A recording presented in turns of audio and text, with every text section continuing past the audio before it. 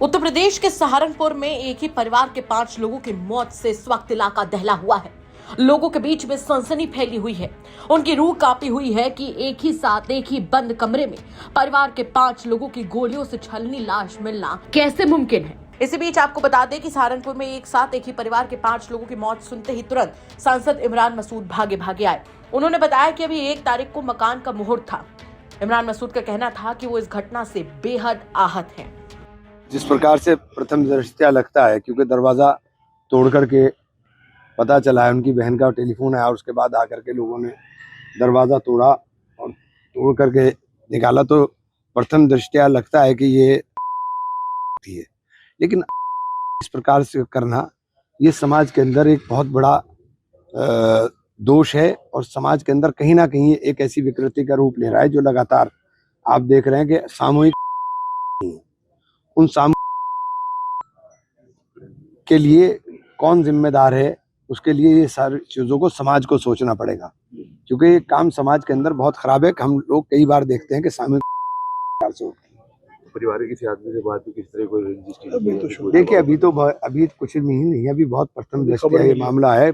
जैसे सूचना मिली वैसे आगे अभी पुलिस जांच करेगी, जांच के अंदर सारी चीजें आएंगी। लेकिन चूंकि पहली बार देखने पे लगता है कि दरवाजा अंदर से लॉक है और 5 हैं, बहुत मासूम बच्चे भी उसके अंदर हैं, तो पहली दृष्टि में तो यही लगता है कि 6 महीने से ही यहाँ खुल रहे थे। अरे अभी मकान का उद्घाटन करना था इन्हें, अपने 1 तारीख को मकान बनाना था इनको, 1 तारीख को मकान का इनका मुहूर्त होना था। तो ये बहुत ही दुखद है। देखिए, हम तो मतलब मैं तो बहुत ज्यादा आहत हूँ। मासूम बच्चे हैं, पत्नी है, माँ है, पता नहीं ऐसी कौन सी बात थी जिसको लेकर इतना आहत हुए कि उन्होंने पूरा परिवार खत्म कर दिया। आपको बता दें कि सहारनपुर में एक ही परिवार के 5 लोगों की लाश मिली है, जिनमें अशोक, उनकी पत्नी अंजिता, मां विद्यावती और 2 बेटे यानी कार्तिक और देव शामिल हैं। अमीन और उनकी पत्नी की लाश जहां फर्श पर मिली, वहीं मां और बेटे दोनों बेड पर पड़े मिले। सभी के माथे पर गोली के निशान पाए गए। कमरे के पास से 3 तमंचे बरामद हुए, जिससे मामला और भी ज्यादा पेचीदा और रहस्यमय हो जाता है।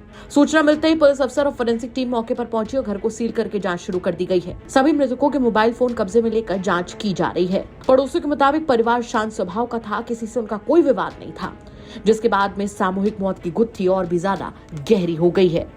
पूरे मामले पर पुलिस की ओर से क्या कुछ जानकारी दी गई वो भी सुनवा देते हैं आपको। देखिए, सरसावा थाने में कौशिक विहार जो कॉलोनी है, जिसमें सुबह सूचना प्राप्त हुई कि 5 लोगों के शव एक ही घर में, जो बंद पड़ा हुआ घर है उसके अंदर से बंद है, उसमें पड़े हुए हैं।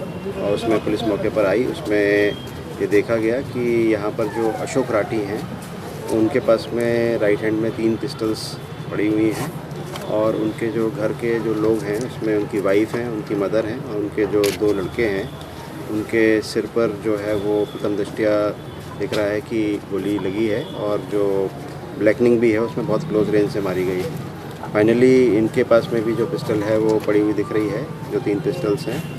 और इसमें जो ब्लैकनिंग वगैरह ये सजेस्ट करती है, कोई स्ट्रगल्स नहीं है। तो प्रथम दृष्टया लग रहा है कि जैसे मतलब इंटरनली उन्होंने जो है गोली परिवार सदस्यों को मार कर खुद को मारा। बट अभी ये जाँच का विषय है।